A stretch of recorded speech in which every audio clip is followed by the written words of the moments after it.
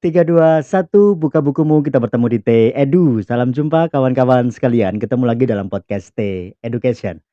Pada podcast edisi kali ini, kita akan membicarakan terkait tentang akreditasi program studi teman-teman sekalian.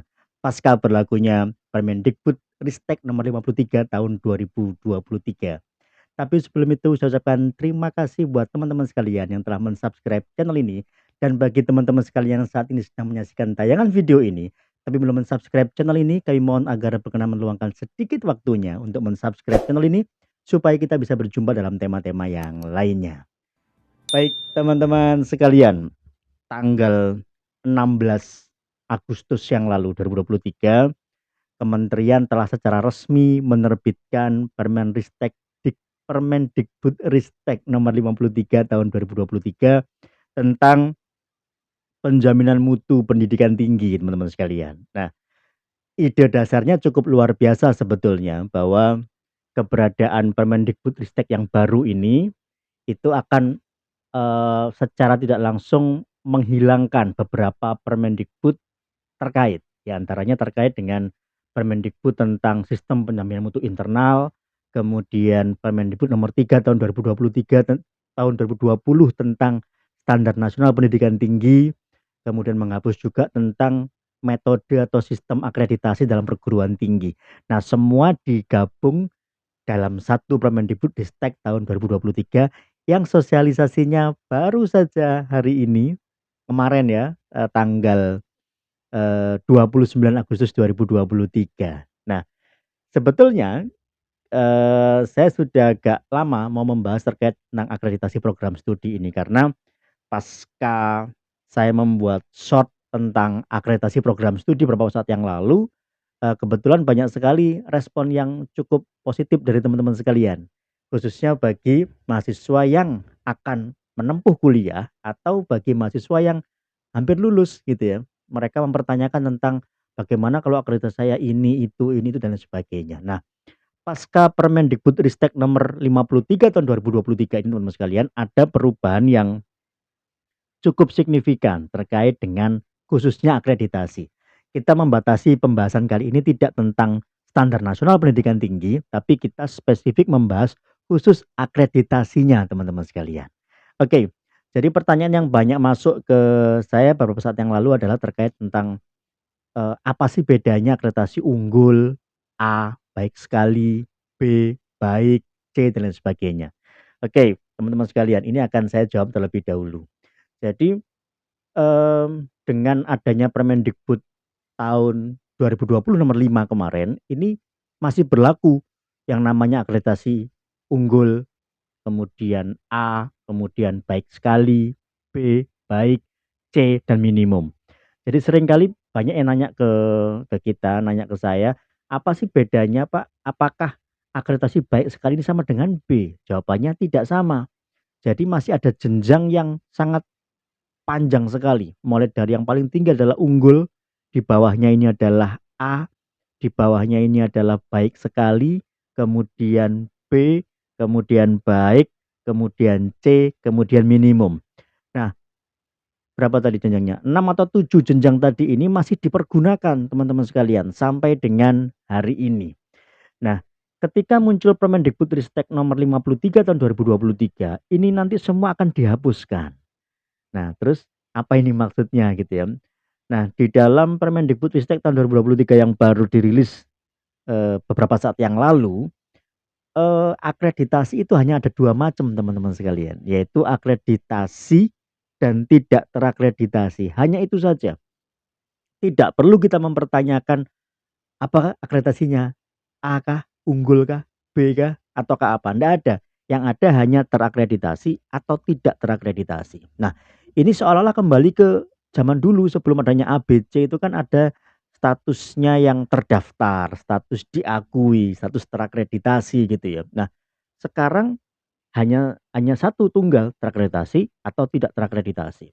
Kecuali kemudian ada lembaga yang melakukan akreditasi selain BAN PT ya, yaitu Lembaga Akreditasi Mandiri atau LAM. Nah, kalau LAM ini boleh membuat peringkat akreditasi unggul teman-teman sekalian ya. Ada akreditasi unggul, terakreditasi, tidak terakreditasi. Ini, eee, belum kita bahas ini terkait dengan program studi apa yang di bawah BAN PT, program studi apa yang di bawah non BAN PT atau lembaga akreditasi mandiri ini. Nah, Permendikbud nomor 53 tahun 2023 ini teman-teman sekalian, selain membahas terkait tentang standar nasional pendidikan tinggi, yang sangat mengagetkan adalah ketika ini berdampak juga pada status akreditasinya. Nah, lalu bagaimana kondisi akreditasi program studi atau perguruan tinggi yang saat ini masih punya akreditasi unggul, B, A, dan lain sebagainya? Jawabannya adalah masih diberikan kesempatan untuk dipergunakan akreditasi itu sampai masa berlakunya selesai. Ya, jadi teman-teman sekalian, kalau kemarin banyak pertanyaan ke saya mempertanyakan terkait dengan akreditasi A, B, C, unggul, baik sekali, baik gitu ya.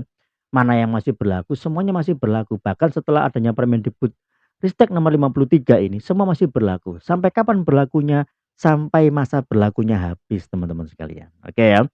Nah, dengan Permendikbud yang lama nomor 5 tahun 2020 sudah dicabut itu, mekanisme akreditasinya agak berbeda nantinya. Kalau dulu itu kan masa berlakunya 5 tahun nih untuk program studi. Sebelum ini habis, 6 bulan sebelum habis, harus melakukan pengajuan reakreditasi. Nah, ini menggunakan instrumen yang lama atau cara yang lama. Nah, dengan Permendikbudristek nomor 5 tahun 2023, tahun 2020 teman-teman sekalian, sebelum masa akreditasi ini habis, ada namanya pemantauan peringkat akreditasi atau IPEPA ini.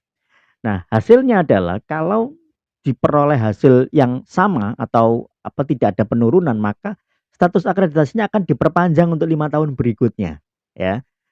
Untuk yang masih menggunakan IAPS 3.0 atau instrumen 7 standar, maka wajib mengikuti atau wajib mengirimkan ISK, instrumen suplemen konversi, teman-teman sekalian. Nah, tapi kalau ini akreditasinya ini setelah tahun 2019, artinya sudah menggunakan IAPS 4.0 atau 9 kriteria, 9 standar, maka tidak perlu mengeluarkan ISK. Bedanya apa yang 7 standar dengan 9 standar? Kalau 7 standar itu bunyinya akreditasinya masih A, B, C. Kalau yang 9 standar bunyinya sudah unggul, baik sekali, baik. Nah, tapi ini cerita lalu. Dengan Permendikbud yang baru disahkan, ini semua sudah nggak ada nantinya. Yang ada hanyalah akreditasi atau tidak terakreditasi. Nah, menurut teman-teman sekalian kira-kira menguntungkan atau tidak menguntungkan ini ya. Jadi ini tentunya membuat sedikit angin segar juga gitu ya bagi prodi-prodi yang mengalami kesulitan untuk akreditasi. Karena ketika kita melakukan akreditasi kan instrumennya banyak sekali nih. Ada kurang lebih 98 yang harus dijawab gitu ya dalam akreditasi program studi untuk BAN PT. Nah, dengan adanya perubahan peringkat atau perubahan mekanisme seperti ini, maka prodi-prodi yang mengalami kesulitan administratif ini akan diuntungkan. Yang penting terakreditasi, mau A, B, C, unggul, baik sekali baik, nggak ada pengaruhnya karena hanya ada eh, status tunggal yaitu terakreditasi atau tidak terakreditasi gitu. Tapi BAN PT masih diberikan waktu 2 tahun sama kementerian untuk mempersiapkan instrumennya. Nah, bagaimana cara mengukurnya ini terakreditasi atau tidak terakreditasi ini masih ada waktu 2 tahun untuk menyempurnakannya. Nah, bagi program studi yang masih punya status akreditasi A, B, C, unggul, baik sekali baik, maka ini masih berlaku sampai nanti habis. Dengan demikian secara otomatis perpanjangan reakreditasi sudah tidak ada lagi teman-teman sekalian. Kalau kemarin ini menjadikan prodi-prodi ini agak tidur gitu ya. Kalau prodinya ini anteng, baik-baik saja statusnya, sudah unggul atau A, baik-baik saja, nggak ada penurunan kondisi atau lain sebagainya, ya dia tinggal tidur. 6 bulan sebelum habis akan dikeluarkan hasil pemantauannya. Kalau hasilnya ini baik, nggak ada laporan masyarakat, maka akan diperpanjang sampai 5 tahun berikutnya. Nah, nantinya sepertinya sudah nggak ada lagi ini instrumennya. Kita belum tahu, terus terang sama-sama belum tahu kira-kira nanti mekanismenya bagaimana, apakah pengajuannya itu seperti apa dan lain sebagainya. Karena jangka waktu berlakunya juga berbeda teman-teman sekalian. Kalau dengan regulasi yang lama itu baik akreditasi program studi dan akreditasi perguruan tinggi ini sama-sama 5 tahun masa berlakunya. Tapi dengan Permendikbud yang baru ini program studi masa berlakunya 5 tahun, perguruan tinggi masa berlakunya 8 tahun. Nah, ini agak lain ini. Apa bedanya 5 tahun sama 8 tahun gitu ya. Kita terus terang belum tahu latar belakangnya, cuman perubahan status akreditasi ini disambut dengan beraneka ragam tentunya. Untuk program studi yang sudah settle, yang sudah mapan ya dalam tanda kutip, ketika dia sudah tidak butuh lagi dengan ban PT, mohon maaf ini bahasanya ya, lah ngapain saya harus peduli sama ban PT, toh prodi-prodi kami sudah terakreditasi internasional gitu ya, sudah terakreditasi FIBA-A misalnya, atau ASIIN, atau AKAS dan lain sebagainya, yang ini diperoleh dengan susah payah akreditasi internasional, maka mereka tidak lagi concern dengan ban PT. Tapi bagi prodi-prodi yang masih kesulitan ya untuk menembus akreditasi unggul misalnya, dengan perubahan regulasi ini tentunya menjadi hal yang menarik gitu ya, karena dia mau akreditasi A, B, C nggak ada pengaruhnya, yang penting terakreditasi gitu. Nah, yang kami juga belum tahu konsekuensinya adalah bagaimana konsekuensinya kalau program studi tersebut tidak terakreditasi. Ini saya terus terang belum baca secara tuntas gitu ya, karena sangat tertarik itu ya untuk segera membuat podcast, karena saya sudah berangan-angan ini, karena banyak pertanyaan tentang akreditasi program studi ke saya di podcast itu. Di short saya yang kemarin saya berencana bikin lagi yang versi agak panjangnya ini untuk akreditasi program studi. Ternyata tadi pagi ada sosialisasi dari kementerian tentang status akreditasi yang baru. Nah, sehingga sekalian ini kita sampaikan. Nah, kalau dulu program studi yang tidak terakreditasi itu akan dicabut izin prodinya dengan regulasi yang lama. Nah, apakah dengan regulasi yang baru ini ketika dia tidak terakreditasi juga akan dicabut izin prodinya, atau dilakukan pembinaan terlebih dahulu untuk ya dibina gitu ya supaya terakreditasi. Nah, ini yang kita terus terang belum tahu. Yang jelas sekarang perguruan tinggi, program studi harus mulai segera menyesuaikan ini. Apa yang disesuaikan? Standar nasional pendidikan tingginya sudah berubah. Kalau kemarin ada 8 per masing-masing bidang, pendidikan ada 8, penelitian ada 8, Abdimas ada 8. Sekarang tadi saya baca cepat ini cuma jadi 3 untuk pendidikan. Walaupun tetap 8 isinya, tapi 8 ini dikelompok-kelompokkan. Ada 2 yang ikut kelompok pertama ya, ada 3 yang kelompok kedua dan seterusnya. Ini tetap 8 tapi dibagi ke dalam 3 standar. 3 standar pendidikan yang di dalamnya ada sub-sub standar yang jumlahnya juga sama 8. Bahkan namanya pun masih sama, standar proses pendidikan, standar pengelolaan pendidikan, pembiayaan dan lain sebagainya. Sehingga tentunya perguruan tinggi akan mulai berlomba-lomba lagi ini untuk mulai menyusun standarnya kembali, menyesuaikan dengan Permendikbud yang baru. Tentunya bagi kami juga jadi, aduh ini baru kita sahkan, baru kita berlakukan, belum sempat kita evaluasi, berubah lagi regulasinya ya. Positif negatif lah teman-teman sekalian ya. Artinya ketika ada kebijakan baru, ini hal yang baru. Tentunya telah difikirkan dengan berbagai macam pertimbangan gitu ya. Contohnya tadi yang menerima juga macam-macam, ada yang menerima dengan sukacita ya, ada yang menerima dengan ya sudah, artinya nggak banyak berharap dengan itu gitu. Ada yang tidak peduli karena toh saya tidak di bawahnya ban PT, saya di bawahnya LAM gitu ya, sehingga sejak awal sudah tidak diakreditasi sama ban PT tapi oleh lembaga akreditasi mandiri gitu ya. Nah, sehingga apakah nanti ujung-ujungnya semua program studi ini akan berlomba-lomba juga untuk menciptakan lembaga akreditasi mandiri, sehingga program studi tidak perlu lagi diakreditasi ban PT, hanya perguruan tinggi saja yang diakreditasi ban PT. Dan juga nggak tahu, yang jelas baru hari ini sosialisasinya tanggal 29 Agustus 2023 ini baru sosialisasi. Nah, kita tunggu ban PT diberikan waktu 2 tahun untuk menyesuaikan, menyusun instrumennya untuk mengukur akreditasinya. Nah, kita tunggu prodi-prodi yang saat ini sedang eh, bersusah payah ya untuk menyusun akreditasi program studinya dengan regulasi yang baru ini, apakah makin semangat ataukah jadi ala ya sudahlah, yang penting disusun ala kadarnya, yang penting terakreditasi, toh kita nggak ngejar unggul, nggak ngejar apa, yang penting terakreditasi. Nah, kita juga sama-sama tidak tahu, atau jangan-jangan dipending semua.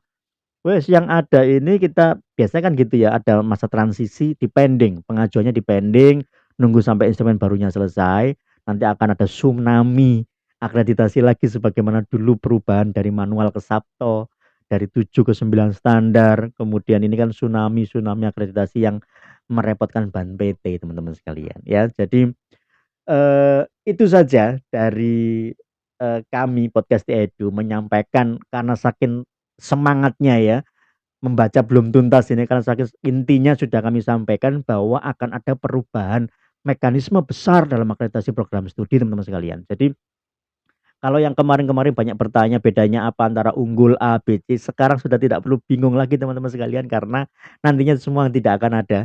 Yang ada hanya terakreditasi atau tidak terakreditasi. Oh iya, satu lagi. Seringkali juga ada yang bertanya ke saya, akreditasi mana yang akan dipakai? Akreditasi saat kita lulus dulu atau akreditasi terakhirnya? Nah, ini yang saya juga sedang mencari rujukannya teman-teman sekalian. Biasanya yang dipakai adalah akreditasi saat lulus. Cuman saya berkali-kali mencari rujukannya dari mana ide untuk meminta sertifikat akreditasi saat lulus. Kenapa nggak saat dia apa, perubahannya gitu. Misalnya saya saat lulus akreditasinya masih B, sedangkan saat ini sudah A, maka harusnya saya boleh dong pakai yang A. Ternyata kan nggak boleh, yang dipakai adalah saat lulus dulu, yang B. Nah, kalau lulusnya saat C, berarti kan tetap dosa dibawa seumur hidup gitu ya, sampai, nanti juga akan C gitu ya. Nah, tentunya ini saya juga tidak tahu apakah masih seperti ini regulasinya atau bahkan saya belum menemukan di mana regulasi mengatur tentang hal itu gitu ya. Akreditasi yang dipakai adalah yang saat lulus gitu. Saya belum menemukan regulasinya. Kalau ada ya teman-teman yang tahu boleh ditambahkan di komentar. Nah, ini nantinya juga bagaimana ini? Kalau dia terakreditasi saat lulus adalah unggul, sedangkan saat ini akreditasi sudah tidak ada lagi unggul atau tidak unggul, semua hanya terakreditasi dan tidak terakreditasi. Nah, kira-kira yang dipakai yang mana nantinya gitu ya. Ini tentunya menarik untuk kita tunggu teman-teman sekalian, para pemerhati pendidikan tinggi ini tentunya ya. Eee, ini hal yang baru, ini hal yang harus kita apresiasi juga. Tentunya tidak hanya kita apresiasi saja, tapi juga kita harus kita siapkan kebutuhan-kebutuhan untuk standar atau sistem penjaminan mutu internal di masing-masing perguruan tinggi. Baik teman-teman sekalian, demikian podcast singkat kita pada kali ini tentang akreditasi program studi. Semoga berkenan, semoga sehat selalu. Nanti kita ketemu di TI Edu. Salam sehat, saya Effendi. Sampai jumpa.